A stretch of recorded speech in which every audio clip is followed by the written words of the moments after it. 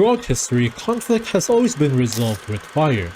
Going back to the early years of civilization, war would always be the first big solution for political disputes, or even bar fights when fighting over earthly desires. But what if I tell you there's a man who does it differently? A character renowned for his hostility but ends up becoming a man seeking redemption. A man desperately looking for wisdom in tranquility. I think I can speak for many of us that no one expected Thorfinn to become a straight-up pacifist. Especially knowing how in the past he would commit countless random murders and various heinous acts with the intention to one day avenge the death of his father. It's no secret this change in behavior struck people's strings in different ways. Some use it for gym motivation, some for their general belief, and some even make it their whole personality. So then begs the $1 million question. What was it that led Thorfinn to become the man he is today? Well, to answer that question, we must journey back to when it happened. Peggy 16.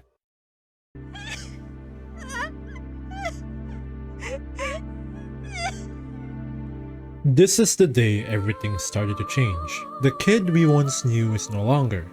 Thorfinn basically going out of his way becoming history's first Batman.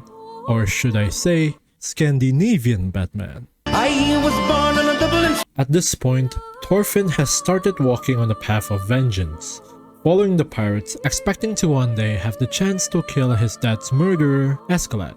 Actually, multiple times, Thorfinn was given the right to duel Askeladd, but never once was he able to land the killing blow.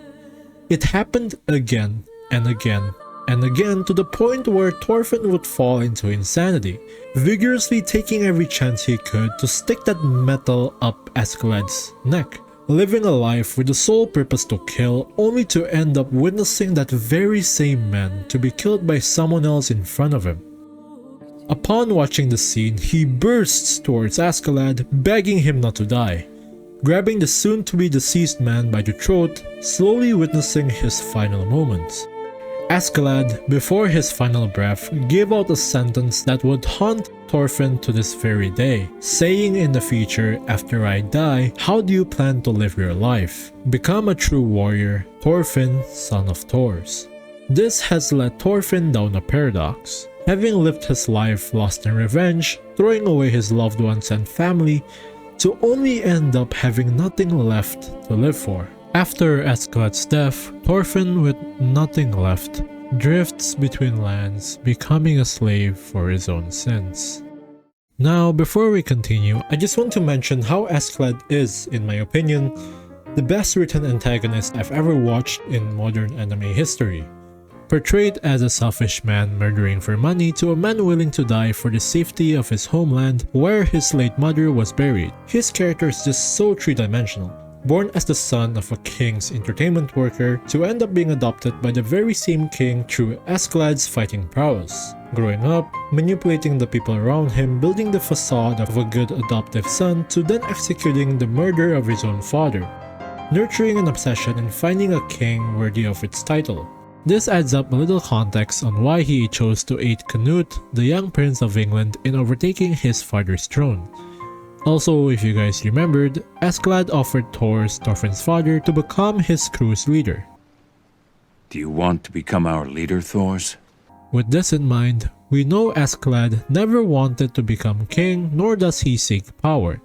Askeladd was only looking for a true warrior, someone able to fight metal flesh without the interference of blood. Honestly, I could go on and on with Askeladd and how he is such an intriguing character, but let's come back to Thorfinn.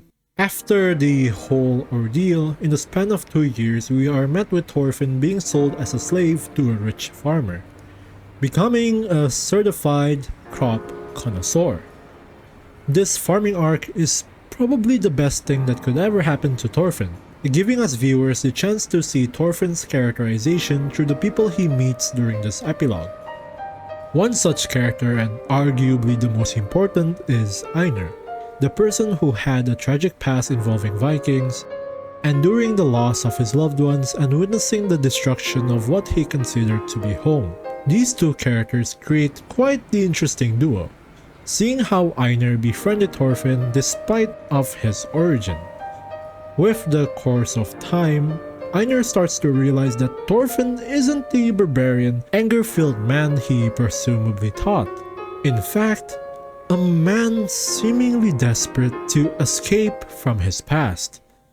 With passing days, Thorfinn would occasionally have nightmares, bearing the guilt of his past actions, accepting the matter that because of his unjust history, happiness is but a privilege he should not have.